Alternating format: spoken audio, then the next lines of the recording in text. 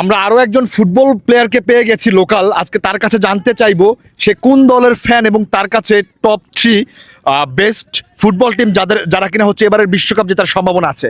প্রথমে আপনার কাছে জানতে চাইবো আপনি কোন টিমের ফ্যান? আমি ব্রাজিল টিমের ফ্যান। আপনি ব্রাজিল টিমের ফ্যান, তাহলে এবারের বিশ্বকাপে আপনার কাছে কি মনে হয় কোন 3টা টিম বিশ্বকাপ জিততে পারে? এবারে আমার মনে হইতেছে 1 নম্বরে পর্তুগাল, 2 নম্বরে স্পেন, 3 নম্বরে মরক্কো। আপনি বলছেন আপনি একজন ব্রাজিল ফ্যান, তারপর আপনি পর্তুগালকে 1 নম্বরে রাখছেন, ফ্রান্সকে রাখছেন এবং হচ্ছে আপনি মরক্কোকে রাখছেন, কিন্তু আপনি ব্রাজিলকে রাখছেন না কেন?